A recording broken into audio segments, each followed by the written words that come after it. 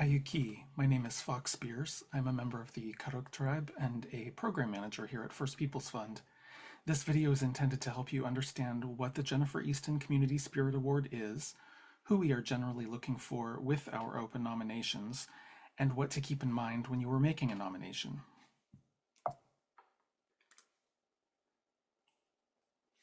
This is a screenshot from our website, so just a little bit about First Peoples Fund. I wanted to highlight our original founding donor, Jennifer Eastman. She helped found First Peoples Fund in 1995 as a donor-advised fund under the Tides Foundation with the goal of supporting Native artist entrepreneurs and culture bearers. And then we did become a separate nonprofit based out of Rapid City in the year 2003. I also want to make sure I mention Laurie Poirier, who is also a founder and currently holds the role of senior fellow. She previously held the role of president for over 25 years, and Laurie has been instrumental in developing and maintaining the Jennifer Eastman Community Spirit Award at First Peoples Fund. Additionally, as far as what First Peoples Fund offers, we have a variety of grant programs, and you can certainly look on our website to explore more about those if you want to know more about what we do. So for this and the next slide, I'm just going to read these out loud. These are the points of what we state at the top of the award guidelines. I just think it may help to hear it spoken versus having to read it. I know people take information in different ways. So about this award. Named after First Peoples Fund's founder, the Community Spirit Award program recognizes Native artists who have worked selflessly throughout their lives to share their cultural knowledge and ancestral gifts with their communities. Recipients receive an award grant of up to $50,000. The award is designed to support these essential bearers of cultural practice to carry forward their wisdom and help Native communities heal and thrive. Continuing on, the Jennifer Easton Community Spirit Award recognizes artists and culture bearers who are deeply rooted within and maintain direct ties to their Native community, show a commitment to building the strength of Indigenous communities by sharing their skills and talents with others, and demonstrate an artistic and/or cultural practice that passes on the traditions and the lifeways of their Indigenous culture. I made a point here on this slide too to just sort of try to slightly bold the parts of these individual sentences that are the key points we're trying to make here. So hopefully this is helpful to have it presented this way as well. I think it's also important that I share what we mean when we talk about a culture bearer. That's a phrase that I think can be interpreted in a variety of ways. But at First Peoples Fund, when we use the term culture bearer, we are meaning something very specific. This is how it's defined on our website. I've broken each sentence out into a bullet point, and really that first one I think is the key part here. But culture bearers are artist elders in their community who restore, reclaim, and hold ancestral tribal knowledge and continue to practice and carry forward cultural art forms, beliefs, and traditions. Their forms of expression quietly and selflessly sustain our ancestors' wisdom, beauty, and resilience in our contemporary lives. They help us heal our people, our communities, and Grandmother Earth. Their knowledge and ways of knowing are essential to understanding how to remain in balance and in relationship with all that is around us and in us. So hopefully that helps if you have a question about what is a culture bearer, who is a culture bearer.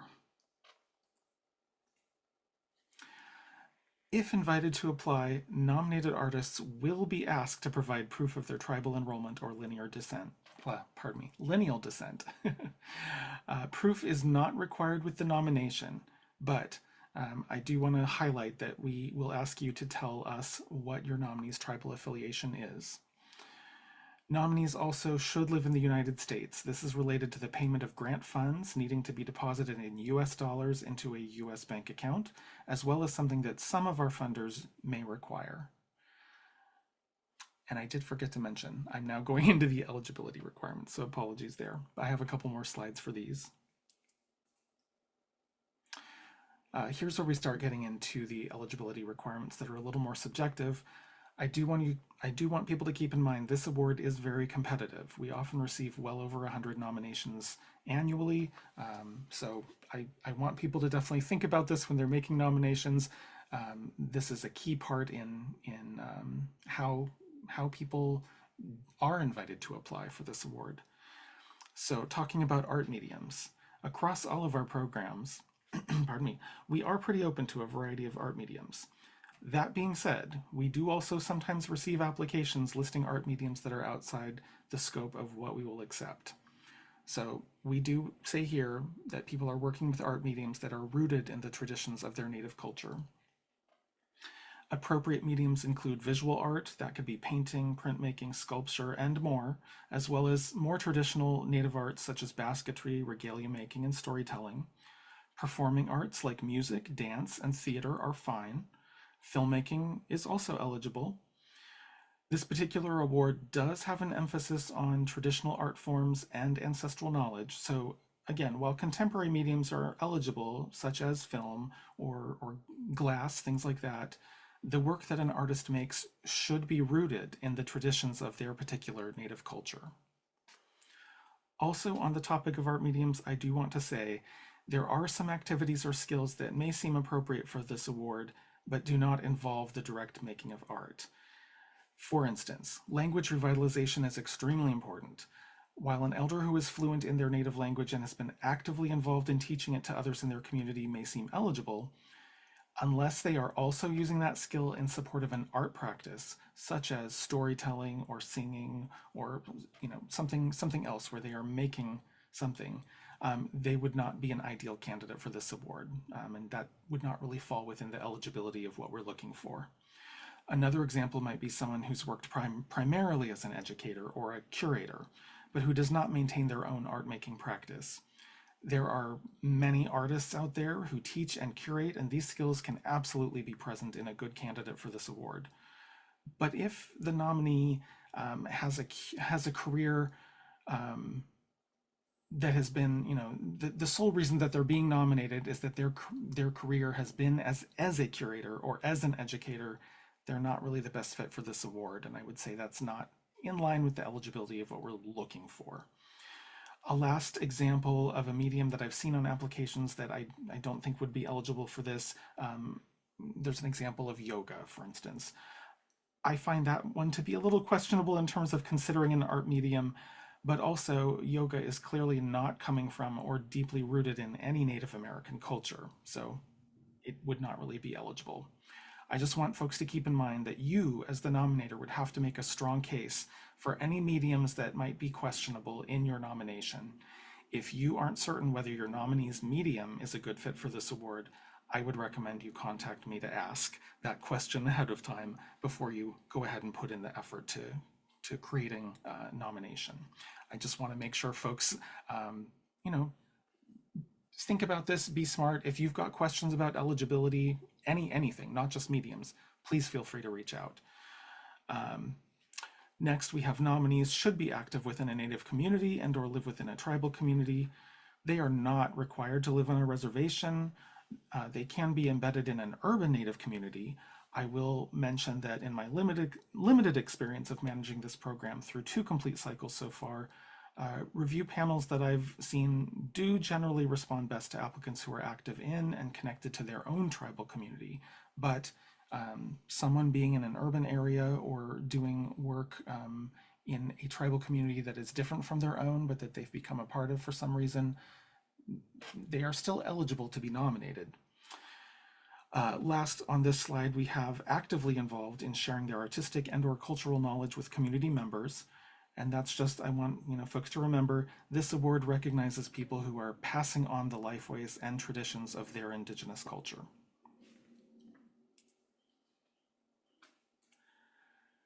The last ones here, we do have this requirement. Nominees must be practicing Native artists or culture bearers who have demonstrated maturity in their field and have been engaged in their medium for at least 10 years. So we don't have any specific age requirements, but we do ask for nominees to be at a certain level with the work that they do. Generally, the folks that do receive this award, they are often elders, they often are more mature, We have had a few folks that are younger as well receive this, but that is usually less common. And finally, self-nominations are not accepted. So artists and culture bearers are invited to apply based on the nomination that is submitted by their community members. So that is it for eligibility requirements. What do you need to know about making a nomination? So during the period that we accept nominations, the link is available on our website. You'll find it by clicking on Programs and selecting Community Spirit Award from the drop-down menu, and it would be on that page. Next, I do want to say we use Submittable. This is an online submission management platform. If you don't have an account already with Submittable, you will need to create an account in order to access the nomination form. Also, once you do start a nomination using that form, you will have the ability to save it as a draft and go back to it later if you need to, before doing that final submission. Nominations are only going to be accepted through Submittable, through that online link. Any nominations, if you send it to us, a digital nomination to us via email, if you see the PDF of questions, which is a reference document, that is not the actual application. If you fill that out, print it out, and mail it to our main office or to one of us, that will not be accepted. So just please be aware of that. Your nomination is a very important part of this process. So when artists or culture bearers are invited to submit a full application, I just want folks to be aware the nomination form automatically becomes part of their application and is reviewed again by the selection committee. And finally, multiple nominations. So while an artist may receive more than one nomination, please note that multiple nominations for the same artist is not going to increase their chances of being invited to submit an application. If a nominee does receive more than one nomination, program staff is going to determine which is the strongest nomination out of those, and then if they are invited to apply, that will be the nomination that moves forward attached to their application. So you certainly can work with other people on things, and I believe I will talk about that a little more. So some best practices. When you are submitting any type of nomination or application, it's a best practice to review all guidelines and to just read through the entire form before filling it out. It's definitely important to follow any instructions that are given. If you don't think of yourself as being good at writing, so like when I was saying earlier, you can work with other people, you can always work with someone else to help you write your nomination, or have someone else review it and help you make any edits before you do submit it. So, you know, making a nomination, the nomination is submitted by one person, but people are more than welcome to work together on creating the nomination. Additionally, I know I don't have a bullet point about this, but you certainly are welcome and able to work with your nominee on the nomination. I think it's fine if you want to let them know you're making a nomination, if you want to ask them questions and have them involved in some process, in this process as you're getting information from them, that is okay.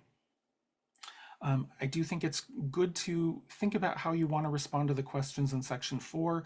Those are really the key parts where we're asking you to, you know, talk about your nominee. That's where you're making your case for them. You know, the third point here, telling your nominee's story. The nomination is where you get to do that. There's a limited word count for these questions, but I would encourage nominators to make sure they're giving full responses to the questions. Again, the award is competitive, and this nomination is going to be your opportunity to tell us why the artist or culture bearer you are nominating deserves this recognition. And last, please don't wait until the last minute to submit your nomination. A lot of them do come in close to the deadline. I'm not saying you can't do that. I just feel that it's best in case you run into any technical errors or issues or problems, it's going to be best if you're able to get that in ahead of time. So if you're submitting it on that last date when things are due, you know, if you're able to do that earlier in the day, if you're kind of cutting it right up to the wire and there's, you know, 30 minutes left or 5 minutes left, you know, it can be a challenge. We're not really able to make special accommodations for folks, you know, out of fairness to everyone else. So please, if you do have any questions about anything or run into a problem, it's definitely better to do that ahead of time and sooner. So the questions themselves, I do want to kind of run through here. I don't have each individual question listed here under each section since these questions are pretty basic. But starting with section 1, the questions here, section 1, nominated artist slash culture bearer, these questions about the person you were nominating. So when we say nominated artist slash culture bearer, that's who we mean, the person that you were nominating.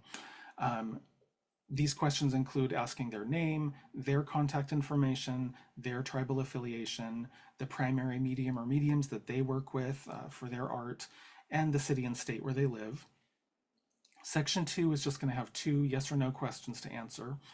First, you're going to be confirming that your nominee meets the eligibility requirements for this award. And then second is whether you have discussed the award and the process of the nomination with your nominee. That is our preference. We do ask that you please do discuss this with them ahead of time. If not, it's not the end of the world, but it is preferred that they're aware about this. Section 3, the last section on here, is nominator contact information. So you, as the person making the nomination, are called the nominator, and we're just asking for your contact information here. There is a question at the end as well that is not required, but if you are a member of a tribe or have a tribal affiliation, we do ask that you share that there as well. But again, you do not have to be, you do not have to have a tribal affiliation to be able to make a nomination. So the additional questions here, pardon me. 1, how do you know the nominated artist and culture bearer? This one will be selecting all that apply. There's going to be a list of things here. I didn't list them all out. 2, how many years have you known the nominee? This is just a brief answer, 10 words maximum, just to let us know how many years you've known them. 3, we're going to ask, please describe your relationship with the nominee. We just want to understand how you know them. How did you get to know them? How do you interact? What do they mean to you in your life? This could be a variety of things, but limit there 150 words. And then question 4, tell us about your nominee's art medium or mediums and or cultural practices. And you'll have 200 words to share that. Again, what kind of work do they do? What do they make? How did they learn what to do what they do? Feel free to share any information you think is relevant there. And then these last 2 questions. So question 5, describe how the nominee actively strengthens their native community through the direct transference of cultural knowledge and practice. The limit here is 200 words. We just really want to know, what are they doing to help strengthen their community? How do they actively participate in that? How do they help transfer the cultural knowledge that they hold to others in their community? What do they do that is important? So this is definitely a key question we're looking at for the nominations. And then number 6, the final question here, share how you believe the nominee demonstrates collective spirit as defined below. The limit here is 200 words as well. And collective spirit is a term we use pretty frequently at First Peoples Fund, and we define it as collective spirit moves each of us to stand up and make a difference, to pass on ancestral knowledge, and to extend a hand of generosity. Collective spirit is a commitment to nurture our shared humanity and honor our connection to one another, the lands around us, those who came before us, and the spirit of all things. So this is, it may seem similar to the question before it, and this is where I think with these last 2 questions here, questions 5 and 6, it's good to think about what you want to say. If you're just filling out the nomination form really quickly, that's fine. But you may be giving answers that seem similar to each other for some of these questions. So I would think about, what might you want to say in question 5 or 6 that you wouldn't want to say in the other question? Like, how can you make your responses fully separate? And this is where there are word limits, but if there are things you want to say, you can think about where you will talk about that. Which response would you talk about something versus the other? Um, and again, with this last question, question 6, it's really about how do you respond to collective spirit as we define it, and how do you think the nominee really fits into this and demonstrates that, as that type of spirit in the work they do. So if you have questions, again, feel free to reach out to me. My email address is here. Again, my name is Fox Spears. Yeah, so really excited about having these nominations open for folks, and I wish everyone the best of luck. Thank you so much.